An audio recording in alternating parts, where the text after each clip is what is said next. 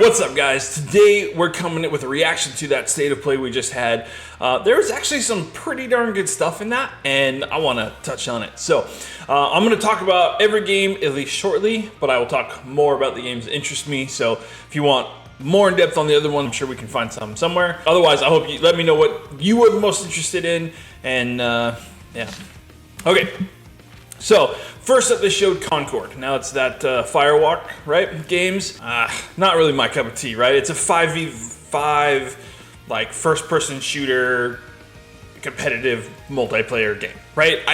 Not my cup of tea. I think it looks kind of cool. Gives, like, Guardians of the Galaxy vibes, right? But just not anything I'm going to play. So, hopefully it does well for them. I don't know, whatever. We got God of War Ragnarok PC port coming. That's cool. God of War games are really good. That's actually like a black hole in my gaming repertoire. I have not played those. I have them ready for me to play, but I haven't actually touched them yet. So, whoops. One of these days, maybe I'll get to them. I don't know, man. There's so much to play. I want to, but they're not like the highest priority, although maybe they should be with how much everyone talks about them. But being ported to PC is really good. More people can play it. You know, gives more options, more possible profit for Sony. Good stuff. Next up was Dynasty Warriors Origins. I'm not a huge Dynasty Warriors fan. I typically get kind of bored with that, but I know lots of people who love those kind of games, so I'm glad that's still, you know, a thing for them. Next up was like this really weird one. It's called Infinity Nikki, and it's like a open world cutesy dress up, but they had combat, like magical combat, it looked like. I'm not sure if there's more than that. It was totally unexpected, super left field. I'm kind of surprised that Sony was backing it by having it in the state of play. So maybe that speaks to its quality. I wonder how much of an audience a game like that's gonna find, but I mean, you know, who knows? So we'll see. I'm not gonna play it, but maybe some people will love it. I don't know. Interesting. Okay, next up was this really interesting looking one called Ballad of Antera. Now, Antera looks really cool. It's interesting, but the thing is, so they didn't talk about it during the showcase, but this is actually gonna follow the kind of Genshin Impact model. So it's free to play, and they will release, you know, like extra story, more characters, and more like environments, that kind of thing, as it goes. And so I'm assuming, I don't know if that all comes free and you're paying to get those new characters, you know, like how Genshin works and all that. I'm not 100% sure on that. It's not set to release till next year, but I was a little bit bummed about that being free to play and all that stuff, because like Genshin Impact and was it Wuthering Waves or whatever, all these games, Honkai Star Rail, all that stuff, like I think they look incredible. Their character designs are absolutely amazing. Like, I want that, but in a full story game, the free-to-play gacha mechanics just don't do it for me. So that kind of looks like what this is. So just know that going in, it still looks incredible. I just don't know that I'm playing that, but I think it looks really cool. So we'll see. Next up, they showed a couple of VR titles in Behemoth and Alien Rogue Incursion, I think is what it was called. You know, I mean, I don't do VR, right? So Behemoth looks like a game I would try if I did do VR, but I don't have enough time for the games I already know and have stuff for, so I don't know, maybe one day. All right, next up is Marvel Rivals, and this is like a multiplayer PvP kind of third-person shooter action game. It's all competitive, as far as I'm aware. And so it's cool they have all those characters. I'm sure any like comic book people might really love this, or people who are really into the Marvel universe. I don't tend to do a lot of these kind of competitive multiplayer games. They typically bore me. So, and I'm kind of out of the superhero stuff. Like, I enjoyed it as a kid. I enjoy comics. I don't think they're dumb or anything, but I've not been interested in the Marvel universe and all that kind of stuff. So this just doesn't do it for me.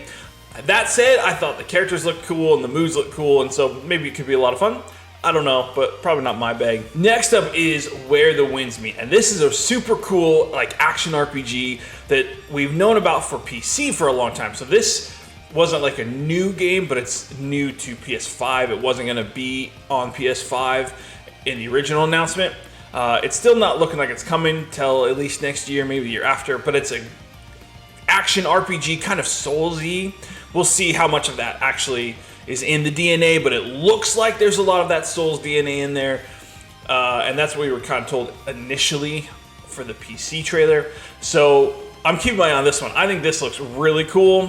Where Winds Meet could be really awesome. So that's definitely one I'm going to be looking at and watching. But I believe it's also open world too. So a big open world RPG. And again, I think Souls-like elements. So yeah, I mean, definitely has some promise there. We'll have to keep an eye out. Next was like the Until Dawn remaster, remake, whatever that is. I don't give two hoots about that. Horror games are bleh. So if you like that, good for you.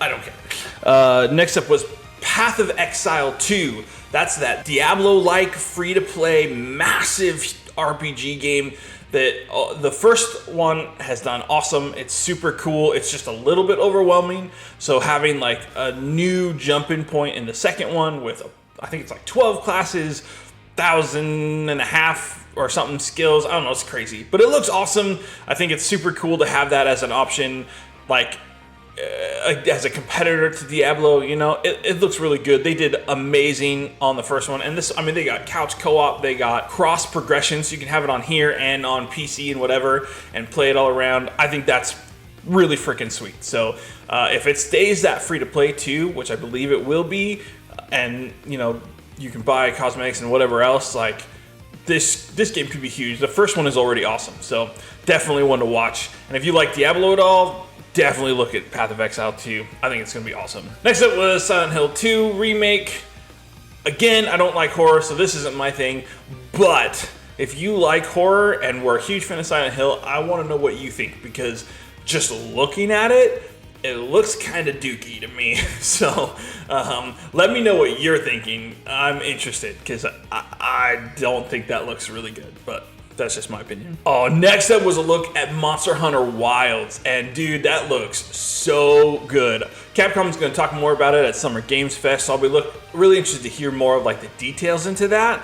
But man, Monster Hunter World was super fun. I didn't actually care for Rise very much, but World was great. So I'm really hoping for Wilds. I think there's going to be some really sick stuff. I'm hoping for some cool new weapon.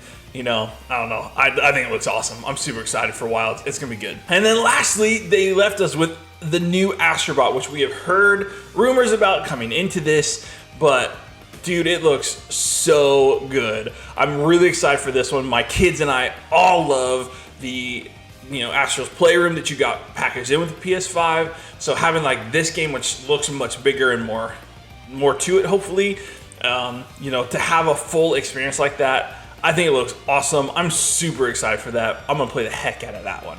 And that's coming this year, September 6th for that. That's awesome. I'm super stoked for that. So anyway, so that's the state of play. I think there's a lot of good stuff in there. There's plenty of it that I don't care about, but enough in there that I do care about that, you know, really do it for me. So again, for me, what came out of that is Where Winds Meet, Path of Exile 2, Monster Hunter Wilds, and Astrobot. I'm kind of surprised they didn't have an extra name to that, but that's okay. Again, do think Ballad of Antera looks really good. I just am curious about that pay model, right? If they have it where it's just cosmetics, it'd be cool, but I'm assuming it's going to be the gacha stuff, which I'm not into. So anyway, so that's me on State of Play. Let me know what you think, whether you liked it, what kind of grade would you give it? Is there any games you're looking forward to? Let me know down in the comments. And yeah, so if you enjoyed this video, make sure you hit that like button, as that helps me out a ton. If you're new around here, hit that subscribe button. And as always, thank you so much for watching. Good hunting.